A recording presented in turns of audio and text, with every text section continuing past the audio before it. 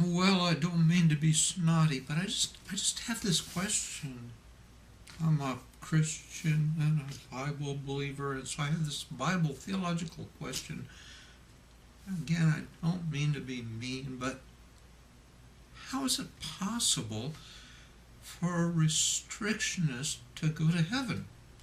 Now, uh, by restrictionist, I mean someone who wants legal immigration to be more restricted than it is already, a restrictionist.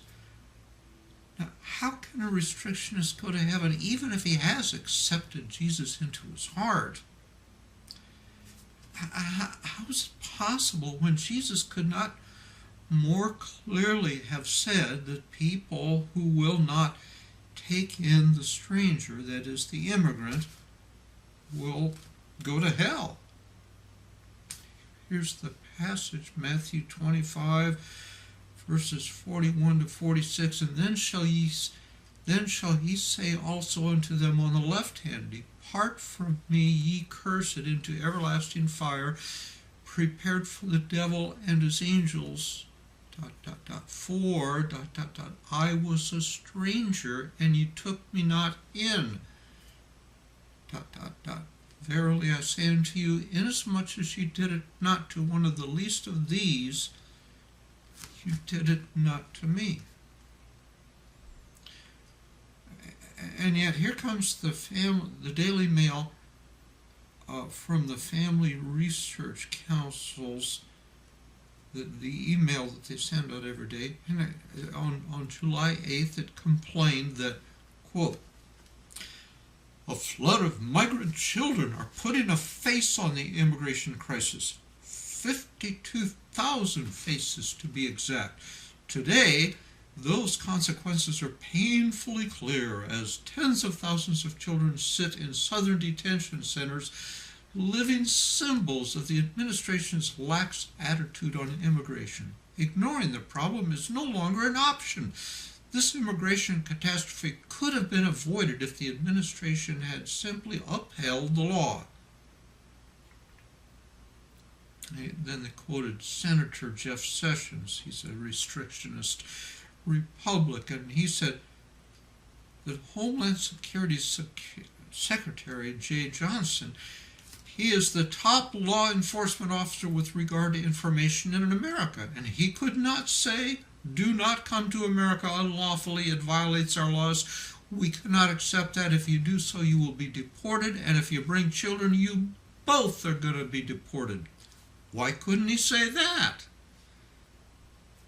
In other words, Congress should not even appropriate funds to care for these children until we get them deported. As Representative Bob Goodlatte put it, quote, until we have some clarity that we're going to be taking action in this country that will keep this from happening in the future.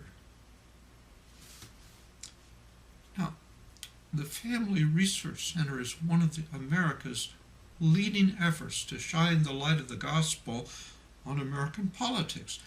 How can they be resentful that these thousands of child refugees have made it more or less safely across our borders?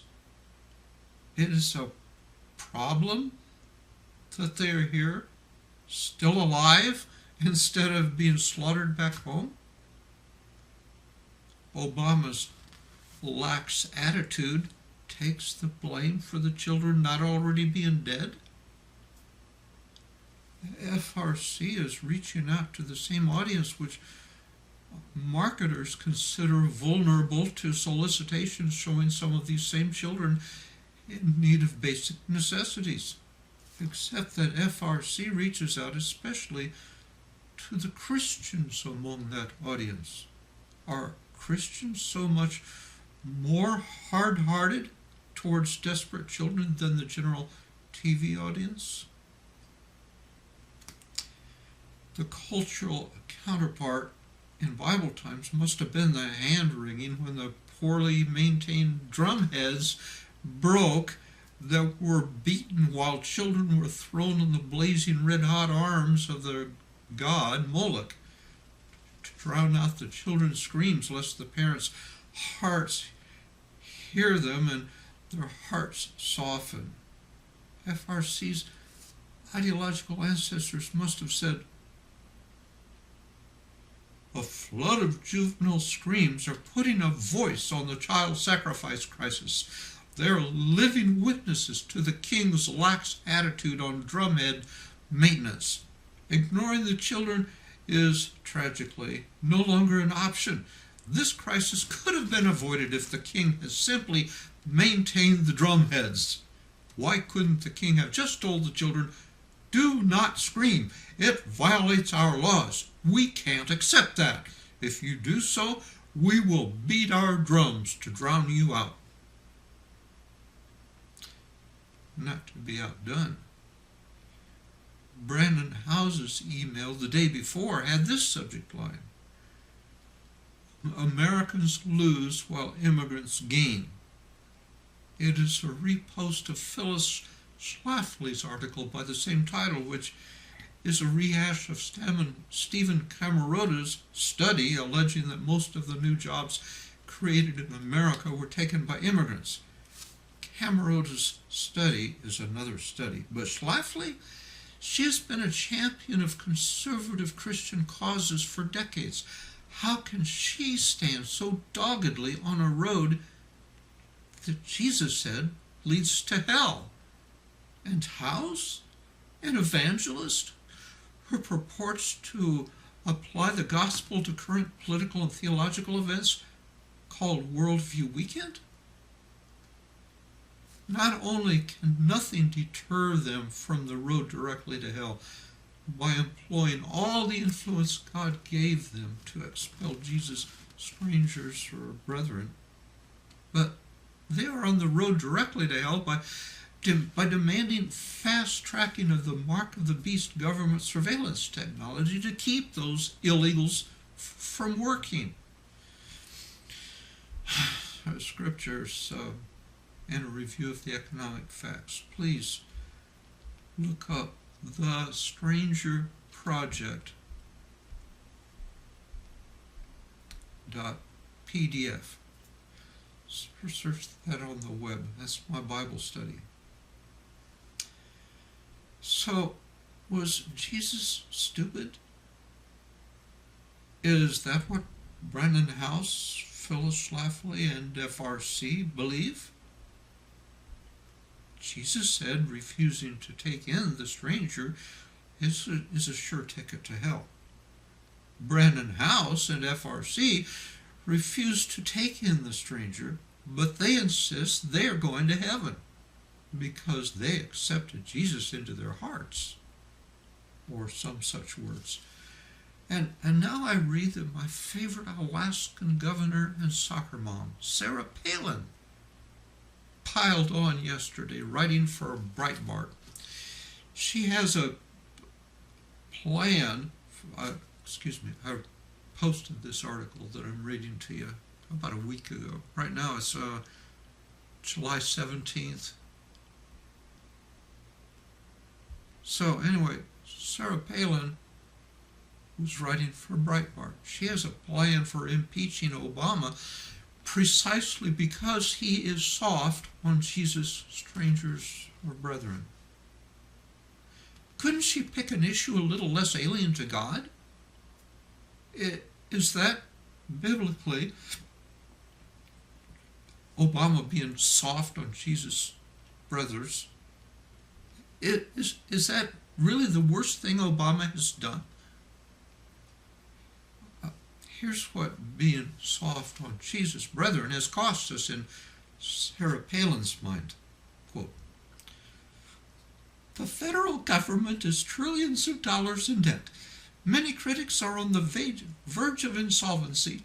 Our overrun healthcare system, police forces, social services, schools, and our unsustainably generous welfare state programs are stretched to the max. It's the American worker who is forced to deal with Obama's latest crisis with our hard-earned tax dollars while middle-class wages decrease, sustainable jobs get more scarce, and communities become unrecognizable and bankrupted due to Obama's flood of illegal immigration. Jesus must have been a real loser, really out of touch with reality when he dictated Luke 6:38, according to Sarah. Luke 6:38 says, "Give, and it shall be given unto you. Good measure, pressed down and shaken together, and running over shall men give into your bosom. For with the same measure that ye mete withal, it shall be measured to you again." Maybe Sarah just needs a hug. Either that or the rules on her planet are very different than the rules on Jesus' planet. Do you know the reaction I get from Bible believers like Sarah, FRC, Howes, Schlafly, etc., when I get a chance to quote a verse or two? Eye-rolling. Can you believe that? A Bible believer eye-rolling away a Bible verse? And of all people to trudge towards hell, Charlie Daniels, he tweeted, Obama could raise his numbers exponentially overnight if he went to the border and said, "President Nieto," that's the president of Mexico, "put up this wall." That's one of those jokes where you have to imagine there is probably an association that you can't quite confirm. Mexico has a moral obligation now, so what Charlie Daniels is saying, Mexico has a moral obligation now, as Gorbachev did to tear down the Berlin Wall, to put up a wall, and where? Next to where we've already put up a wall, which isn't keeping people out. But we're talking channel Charlie Daniels. I mean, that's enough excuse for a news story without any necessity that it entirely makes sense, as long as the headline includes Charlie Daniels. It doesn't matter what else it says, it will get hits. I need to do that. I think I'll use Marilyn Monroe. No, Elvis Presley. I'll say, Elvis Presley said yesterday that he will unveil a new immigration song. Millions will say, I knew he was still alive.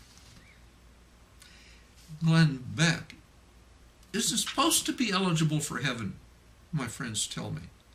He's a Mormon, and yet here he is bringing truckloads of food and teddy bears for the children and pointing out the obvious. Politics is turning us ugly. And when America stops being good, we are no longer able to be great.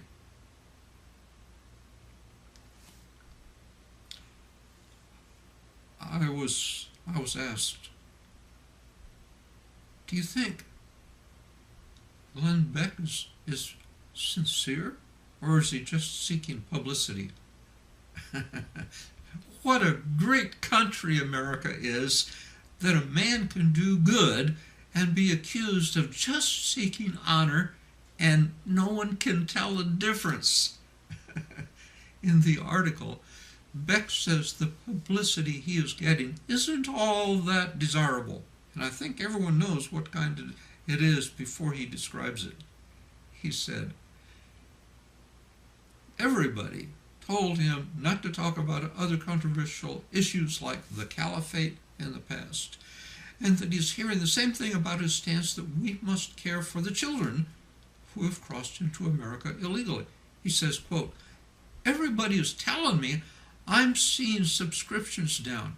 I'm seeing Mercury One donations down. That's his big charity. Beck said, growing emotional, I'm getting violent emails from people who say I've betrayed the Republic. Whatever. I've never taken a position more deadly to my career than this. And I have never ever taken a position that is more right than this. I would say, or at least more innocent, more obviously just. As Jesus driving out demons was as just gets, yet he was accused of serving Satan. Jesus said, when hate is so strong it defies reality itself, that's getting into unforgivable territory. Matthew 12:22-32. This whole thing is kind of disorienting to me. All my church life I've been taught that anyone who accepts Jesus into his heart will go to heaven, and everyone who does not will go to hell. Nice and simple, easy. Everyone can tell who's going to heaven, who's going to hell. Just ask them, have you taken Jesus into your heart? And then you know. Therefore, all my Bible-believing, religious, conservative, Republican friends will join me in heaven, while members of my own family who decline to accept Jesus into their hearts will go to hell. My faith in this simple formula is shaken. Can I seriously believe members of my own family who have not accepted Jesus into their hearts, but who are friends of Jesus, strangers or his brethren, are going to hell, while these enemies of Jesus, strangers, are going to heaven? What shall I tell my beloved family members? If God is able to save Bible-believing, stranger-expelling Christians, is he not able to save my Jesus-denying, but stranger-welcoming family? Yet, how can I believe these quite sincere, if willfully ignorant, Christian conservative restrictionists are not going to heaven? Although their blind spot is serious enough to threaten America's survival, they have so many other things right. Is that nothing? They are surely above the majority of Christians who, by comparison, barely lift a finger to help these strangers whom Jesus called his brethren, or even to double-check their prejudices by the Word of God. Fortunately, it is not terribly important for me to figure this out. When I reflect on the pervasiveness of sin, it seems impossible that God could save anybody from it. And so I'm grateful for Jesus' answer. He said in Luke 18:25-27, "For it is easier for a camel to go through the needle side than for a rich man to enter into the kingdom of God." And they that heard it said, "Who then can be saved?" And he said, "The things which are impossible with men are possible with God." 1 Corinthians 4 verse 5 tells us what we don't know yet that makes it impossible for us at this point to judge who will go to heaven. But in the spirit of Ezekiel 3 verses 18-20, I want my fellow Christian conservatives who are full of reasons why Matthew 25 doesn't apply to them. Don't be so smug. God doesn't put numerical limits on how many get in heaven. What if millions of Jesus strangers whom you have successfully excluded from the God-given rights that you have enjoyed are in heaven? What if you show up only to see Jesus consoling tens of thousands of children for the troubles you made sure they remain in? will you be able to stand living forever in their company? Will you self-deport?